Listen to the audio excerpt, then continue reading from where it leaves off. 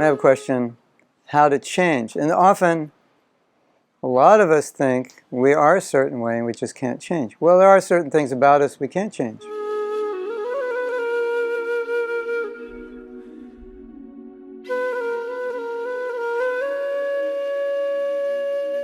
If you're an introvert by nature, probably you're not naturally going to be an extrovert, although you could act like an extrovert, but it's not your nature, so that's not going to change. So when we talk, or by nature you love to teach and you don't like to fix cars, and probably never in your life you're going to like to fix cars, and probably never in your life you're not going to like to teach.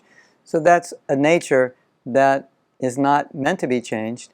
You can't change, like Arjuna's a Kshatriya and Krishna's saying, you can't change, that's your nature, so don't try to change that. When we talk about change, we're talking about changing conditioning. Conditioning specifically that's in the way of becoming Krishna conscious, or just in the way of anything that we want to accomplish. So how do we change? Well, my experience and my study of this also is that, number one, we have to recognize that we need to change. Number two, we have to want to. And number three, we have to believe we can do it. And so before I would even explain to anyone how to change, I would want to make sure that these three things are there. That you recognize what you need to change. You recognize it's important to change, therefore you give it priority and you want to do it. And you have the confidence that you can change. So if any of those three are missing, probably it's not going to happen because you won't give it enough energy or priority because you don't think it's that important, or you don't think you can change. So once you have those things in place, then the next point is, why would you want to change? What are the benefits of changing? Because the higher the stakes, the more there is the motive. And as we know, Krishna gives intelligence. So who does Krishna give intelligence to? He gives intelligence to those who want to achieve something, whether it's Krishna conscious or not. So if I really, really want to change because I feel it's really, really important and I'm really, really motivated and this is something definitely that I want, don't you think Krishna is going to help you when he sees? Of course, it's natural. Even if you don't pray, naturally he's going to help you. Because if you want something material, even if you don't pray for it, Krishna will help you achieve something material. Yes? So it's an automatic process. It's the super soul. He's automatically involved in this process of helping us change. So having the desire is extremely important.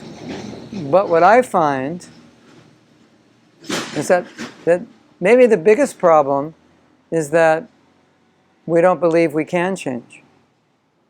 And so we have excuses. But I've learned early on in my life that when I say I can't change, I should question that. If it's just I don't want to, or I actually can't. And we have that saying, change, have the my dear Lord, give me the ability to change what I can't and change what I can. Actual, it's not change what I can, it's change what I should. But the point is, if I know I should change something, then please give me the ability, the confidence that I can do it. And so once you start this process, you'll realize that Krishna, as Super Soul, will give you the guidance. He may guide you to a book. He may guide you to a person. He may guide you to an experience in which you realize or you learn how you can change. When we have traumatic experiences, often they change us, right? In ways nothing else could. And we thought, I could never be this way, but going through this experience caused me to change. So we can change in dramatic ways if the stakes are high enough. The last thing I want to say is because I teach about marriage, and I see one of the problems in marriages is that one or both of the partners really don't care how their marriage is going. At least they don't care enough to make it really good. If it's okay, it's good enough.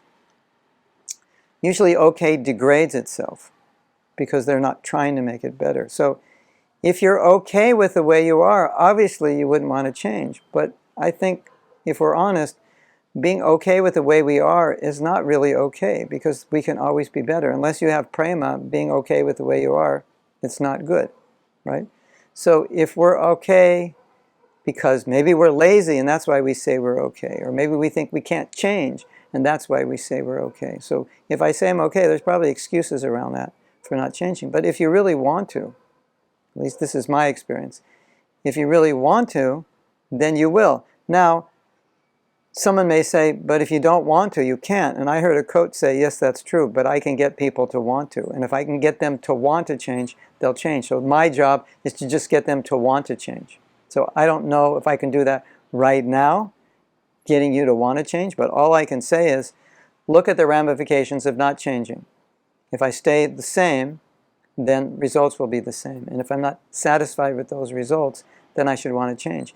And if I change, then think, what would the results be? And if you see that the results will be better, something that you really want, really need, by changing, then it makes all the sense in the world to make those changes, and it makes no sense to stay as you are. So this is a big topic. Much more can be said about it. I wrote about it in my book, Uplift Yourself, Change the World. I wrote about it in my book, Living the Wisdom of Bhakti. But this is some basic root ideas for you to contemplate. Hare Krishna.